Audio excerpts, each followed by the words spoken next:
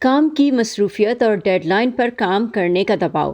جب آپ جلدی میں ہوتے ہیں تو بازار سے ملنے والے پکے پکائے کھانے زندگی آسان کر دیتے ہیں، لیکن اب ایک نئی تحقیق سے معلوم ہوتا ہے یہ کھانے جنہیں گھر لا کر صرف گرم کرنے کی ضرورت پڑتی ہے صحت کے لیے اچھے نہیں، کیونکہ یہ الٹرا پروسیسڈ ہوتے ہیں۔ الٹرا پروسیسڈ کھانوں میں خوراک کی قدرتی شکل برقرار نہیں رہتی اور ان میں چینی، نمک، تیل، مصنوعی رنگ اور کھانے کو خراب ہونے سے بچانے کے لیے کیمیائی مرکبات سمیت کئی اجزاء شامل کیے جاتے ہیں۔ برٹش میڈیکل جرنل میں شائع ہونے والی ایک امریکی تحقیق بتاتی ہے کہ ان جیسے الٹرا پروسیس فوڈز کے استعمال سے کچھ لوگ، خاص طور پر مردوں میں کولوریکٹل یا بڑی آنت کے کینسر کا خطرہ بڑھ جاتا ہے۔ یہ تحقیق طویل عرصے کے دوران کیے جانے والے 3 مطالعات کا نچوڑ ہے۔ انہوں نے ان جنرل دیکھا کہ لوگوں کو اگر اسٹڈی کیا جائے اور کولون کینسر کو دیکھا جائے تو کیا چیزیں اس اسٹڈی سے نکل کر آتی ہیں۔ ڈاکٹر رئیس کہتے ہیں کہ اسٹڈی سے معلوم ہوا کہ ایسے مرد جو زیادہ پروسیسڈ خوراک استعمال کرتے ہیں ان کے لیے کولن کینسر کا خطرہ 29% زیادہ ہو گیا، لیکن ایسی غذا استعمال کرنے والی تحقیق میں شامل خواتین میں بڑی آنت کے کینسر کا خطرہ نہیں بڑھا۔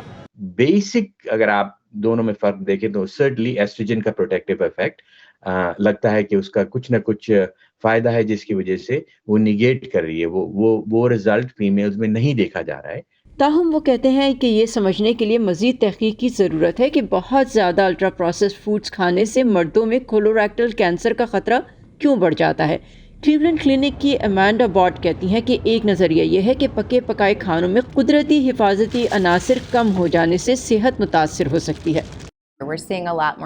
ہم بہت سے مزید مطالعات دیکھ رہے ہیں جو ظاہر کرتے ہیں کہ آپ کے کولوریکٹل کینسر کے خطرے کو کم کرنے کے لیے صحت بخش خوراک ضروری ہے، اور خصوصاً اگر یہ بیماری آپ کے خاندان میں ہے۔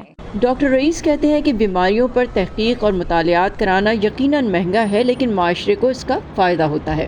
اس کا آؤٹ کم دیکھیں، یونائٹڈ اسٹیٹس میں ہر سال تقریباً 2% ڈیکریز ہے کینسر میں۔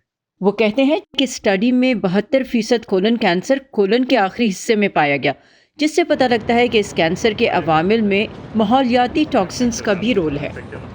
ڈاکٹر رئیس کہتے ہیں کولن کینسر کا خطرہ کم کرنے کے لیے ایسی ڈائٹ استعمال کریں جس میں پکے پکائے الٹرا پروسیسڈ کھانوں کا استعمال کم ہو، گوشت کا استعمال کم کریں اور خوراک میں توازن کے ساتھ ورزش کو اپنی زندگی میں شامل کریں، کیونکہ اس سے بڑی آنت کے کینسر کا خطرہ کم ہو جاتا ہے۔